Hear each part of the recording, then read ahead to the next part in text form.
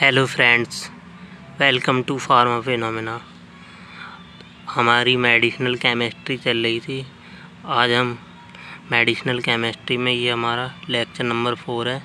Medicinal chemistry में हमारे physiochemical properties चल रही थी, उसमें ये हमारी 7th प्रॉपर्टी है बायो आइसोस्टेरिज्म।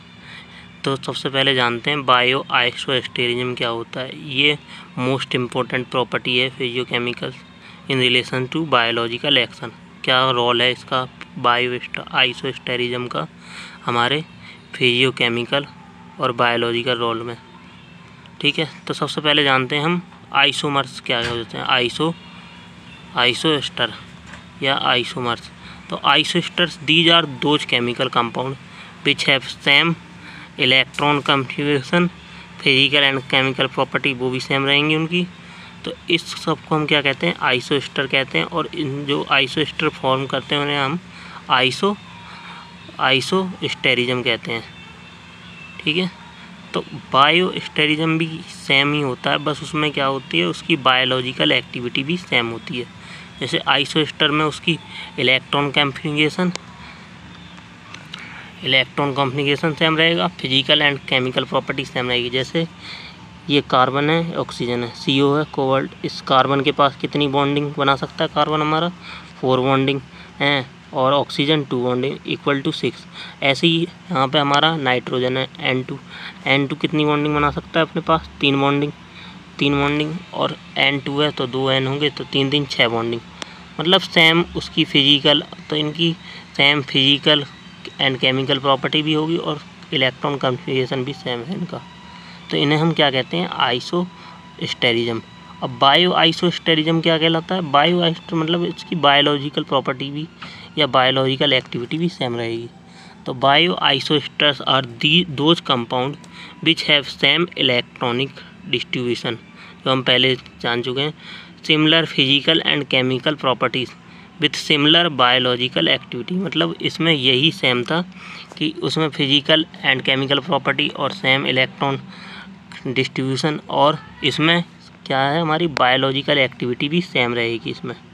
ठीक है, तो यही हमारा बायो आइसोस्टर कहलाता है। तो बायो आइसोस्टर्स क्या होते हैं, these are those compound which have same electronic distribution and similar physical and chemical property with similar biological activity, and this phenomena is called bio isosterism. जो ये फिनोमिना है इसे हम क्या कहते हैं, बायो आइसोस्टेरिज्म कहते हैं। ठीक है, जैसे इसके कुछ एग्जांपल हैं बायो आइसोस्टर। जैसे मैंने आपको बताया था CO कोबाल्ट और N2, CON इनकी 6 वैलेंसी होती है। ऐसी हाइड्रोजन एंड फ्लोराइड और carbon dioxide and nitrous oxide NO2, CO2 and NO2। ठीक है, तो ये इसके एग्जाम्पल है बायो आइसोस्टर।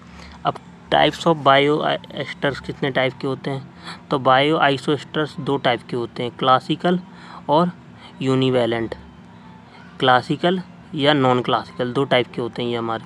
ठीक है, क्लासिकल क्या होते हैं, क्लासिकल बायोस्टर मतलब क्लासिक मतलब उसमें क्लास है, मतलब उसका सब कुछ सेम है। जैसे classical bioisostere have similar electron, same physical और chemical property, they are classical बायोस्टर।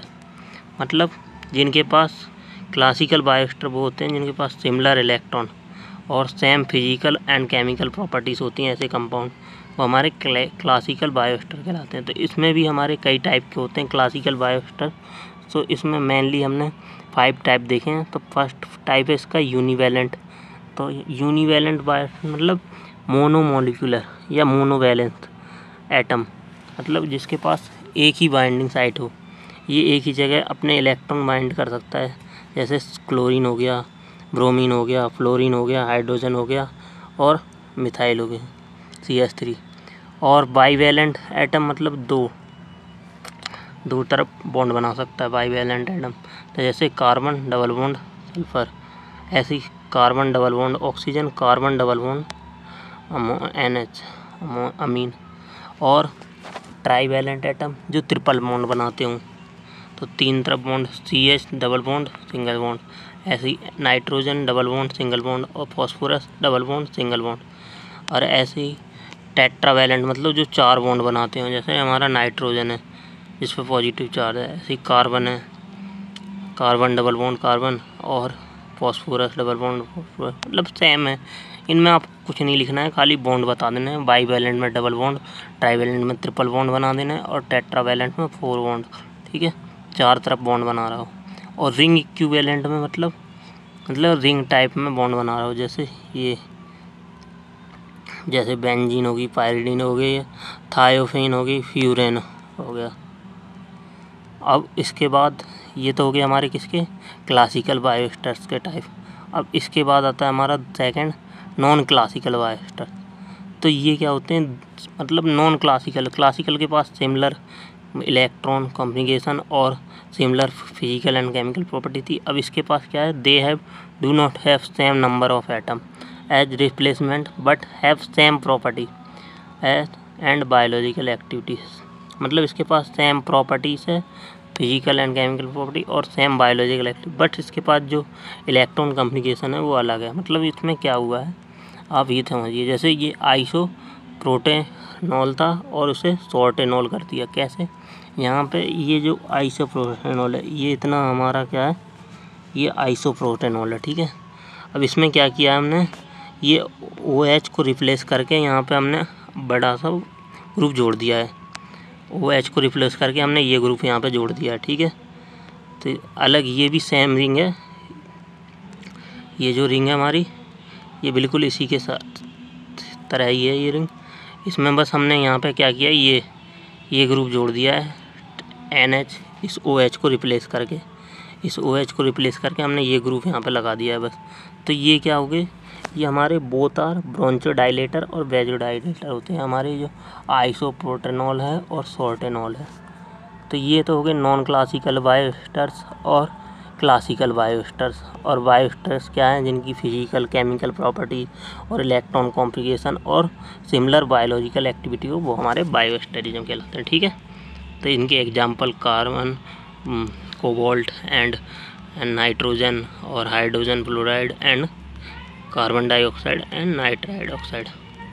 अब उसके बाद आते हैं हमारे, इसकी इम्पोर्टेंस क्या है हमारी बायोएस्टरिज्म की। तो बायोएस्टरिज्म इम्प्रूविंग पोटेंसी, इम्प्रूविंग मतलब उसकी पोटेंसी पावर को इम्प्रूव करने के लिए, मतलब उसके SAR आप पढ़ोगे आगे, मतलब उसकी एक्टिविटी में कुछ माइन्यूट से चेंज करके उसमें उसकी पोटेंसी को बढ़ा दिया जाएगा। और इनहेंसिंग सेलेक्टिविटी, मतलब एक ही ड्रग रहेगी कई सारे काम करेगी अगर उसमें थोड़ा सा भी चेंज करते हैं बायोएस्टर्स की वजह। और अल्टरिंग फिजिकल प्रॉपर्टीज़, मतलब चेंज कर देंगे उसकी फिजिकल प्रॉपर्टी, अगर पहले वो टॉक्सिक थी तो उसे नॉन टॉक्सिक कर देंगे हैं। और रिड्यूसिंग टॉक्सिटी, इसमें बायोएस्टर्स क्या करेंगे, टॉक्सिटी वही मैंने बताया पहले टॉक्सिक थी तो अब उसे नॉन टॉक्सिक कर देंगे, वही अल्टरिंग का मतलब चेंजेसन। और अक्वायरिंग नोवल इंटेलेक्चुअल प्रॉपर्टी, मतलब जो भी नोवल इंटेलेक्चुअल प्रॉपर्टी है उसकी वो अक्वायर कर लेंगे। अब इसके एग्जाम्पल कैसे, आपको मैंने ऐसे तो बता दिया कि improving potency, enhancing selectivity, alteration physical property. अब इसको एग्जाम्पल के थ्रू समझिए। जैसे बायोएस्टर्स की कुछ एग्जाम्पल हैं, जैसे रिड्यूसिंग टॉक्सिटी, ये बताया था मैंने आपको, रिड्यूसिंग टॉक्सिटी। अब इसके एग्जाम्पल जैसे अमीनोपायरिन, ये एनाल्जेसिक है, ये मतलब दर्द को ठीक करने की दवाई है, पेन किलर के रूप में है। तो it is was relieved that aminopyrine was carcinogens. Carcinogens क्या होते हैं, कैंसर एजेंट होते हैं ये, जो कैंसर कॉज करते हैं। So that can cause cancer. So ये क्या करती थी, कैंसर कॉज करती थी जो हमारा अमीनोपायरिन था। तो इसको क्या किया, अमीनोपायरिन को कन्वर्ट कर दिया उसके बायोएस्टरिज्म की वजह से। किसमें, जैसे ये हमारा अमीनोपायरिन था, ये हमारा क्या है, अमीनोपायरिन है। ठीक है, इसको हमने क्या बना दिया, प्रोपिल फेनाइजोन। कैसे, यहाँ पे देखिए अमीनोपायरिन का स्ट्रक्चर है, यहाँ पे ओनली N, इस N को चेंज करके CH लगा दिया, बस इतना ही इसमें चेंजेस किए। और यही हमारा क्या कहता है, मतलब इसकी ना तो इसका इलेक्ट्रॉन कॉन्फ़िगरेशन चेंज हुआ, ना ही इसकी फिजिकल एंड केमिकल, और ना ही इसकी बायोलॉजिकल एक्टिविटी चेंज हुई। बस ये जो कैंसर कॉजिंग एजेंट था उसे हटा के, मतलब ये जो नाइट्रोजन है इसमें ये कैंसर कॉजिंग एजेंट था, इसकी जगह हमने CH लगा दिया। तो ये हमारा क्या बन गया, अमीनोपायरिन से हमारा प्रोपाइल फेनाइजोन बन गया। तो it is convert into propyl phenyl zone that do not have carcinogen effect. इसके पास कोई भी मतलब कैंसर कॉजिंग एजेंट नहीं था। उसके बाद मतलब ये ड्रग पहले मार्केट में आई थी, जब कैंसर कॉजिंग दिखे तो इसमें चेंज हो गए। तो यही इसकी हेल्प से, बायोस्टेरिज्म की हेल्प से, ठीक है। और सेकंड, इम्प्रूविंग पोटेंसी। पोटेंसी मतलब उसकी जैसे ड्रग आज एक दिन चल रही है, फिर उसकी मतलब सेल्फ लाइफ को या हाफ लाइफ को बढ़ाना। तो जैसे प्रोकीन था, procaine is an anti arrhythmic drug, जो मतलब अरिथमेटिक मतलब अस्थमा में काम आती है हमारी ऐसी ड्रग, ठीक है। Which is convert into procainamide by replacing ester group into amide. जैसे ये देखिए, पहले क्या था, ये लो ड्यूरेशन ऑफ एक्शन था, मतलब कम समय के लिए हमारे शरीर में ये एक्शन दिखाती थी। लेकिन उसके बाद क्या किया हमने, जैसे ही इसका स्ट्रक्चर देखिए, ये इसका क्या है, स्ट्रक्चर है पूरा, ये इसका स्ट्रक्चर है। इसमें क्या है, यहाँ पे ये CO ग्रुप है जुड़ा हुआ है प्रोटीन में, तो इसका क्या है, लो ड्यूरेशन ऑफ टाइम है। लेकिन जब हमने इसमें कन्वर्जन किया, हमने CO2 को हमने CONH जोड़ दिया, अमीन ग्रुप जोड़ दिया यहाँ पे, तो इससे क्या हुआ, इसकी एक्टिविटी बढ़ गई और हाई ड्यूरेशन ऑफ एक्शन हो गई, मतलब ज़्यादा टाइम के लिए हमारे बॉडी में इफ़ेक्ट दिखाती है। So here procaine have long duration of action then procaine, मतलब प्रोसिनामाइड के पास ज़्यादा ड्यूरेशन ऑफ एक्शन टाइम था प्रोटीन से। तो ये किसकी वजह से हुआ, बायोआइसोस्टर। थर्ड है इसका एग्जांपल, इनहेंसिंग सेलेक्टिविटी। मतलब सेलेक्टिविटी मतलब एक ही ड्रग कई सारे काम करती है। जैसे यूरेसिल है, तो यूरेसिल में बस हमने क्या किया, थोड़ा सा ये H की जगह यहाँ पे फ्लोरीन कर दिया, ठीक है, और कंपाउंड वही रहा फ्लोरीन, H की जगह फ्लोरीन, तो ये यूरेसिल से 5 फ्लोरो यूरोसिल बन गया।